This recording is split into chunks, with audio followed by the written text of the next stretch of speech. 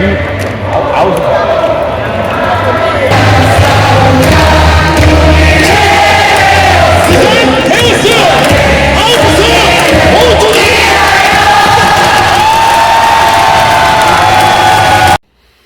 Hello, everybody. It's Galen and Denise with episode 4 of Denise and Galen Go to Korea to a baseball game, obviously. And I think you get some sense of what the experience is like from those videos.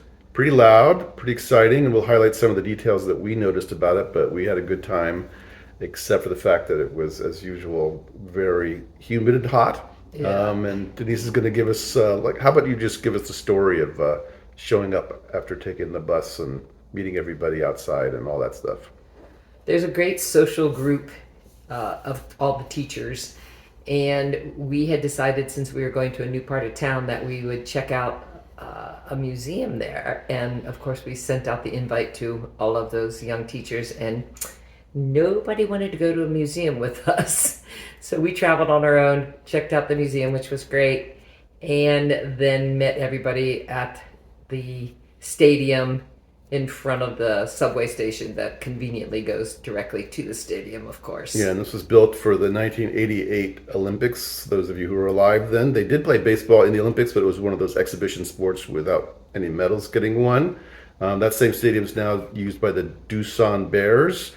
All the teams here in the Major League Korean Baseball League are sponsored and owned by corporations. So Doosan is the company that owns the Bears. So they're not the Seoul Bears. They're the, I don't know what Doosan makes. I don't either, but there's multiple big league teams in Seoul sponsored by these different corporations.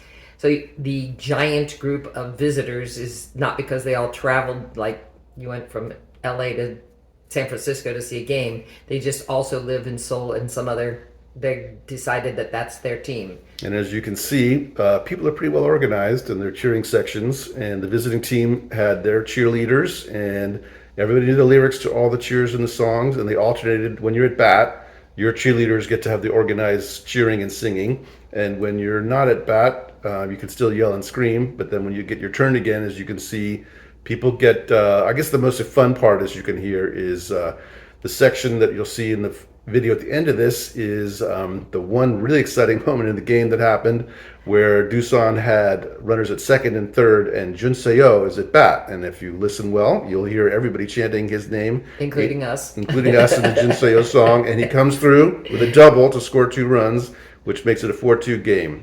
So there's a special song for every single player, and everybody knows them except us, of course.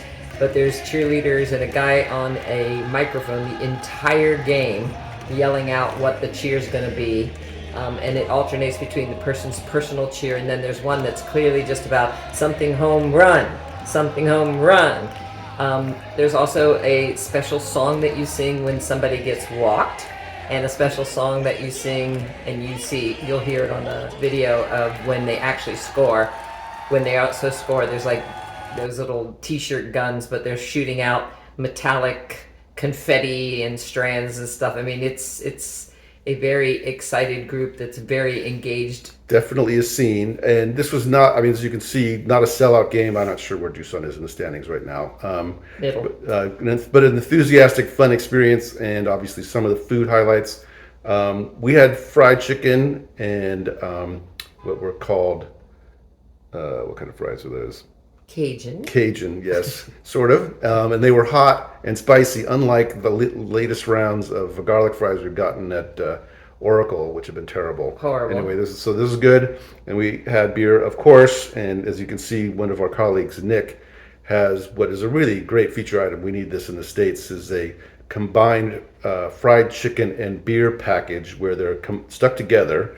And you can carry your beer and your fried chicken back to your seat and disassemble the whole thing and enjoy a great You don't package. disassemble it. There's a straw in the beer. Oh, really? Yeah. So you just drink the beer through the center of the fried chicken and eat the fried chicken. They do give you little pokey sticks so that you can poke it. We need this at every cocktail party ever.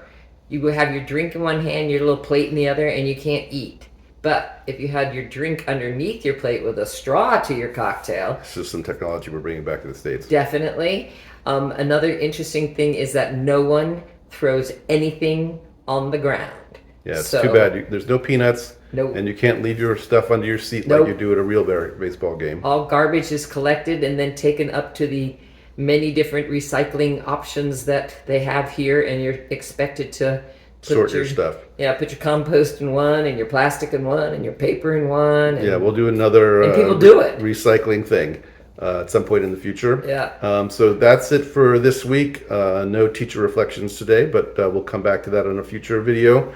Thanks for checking it out, and go Bears.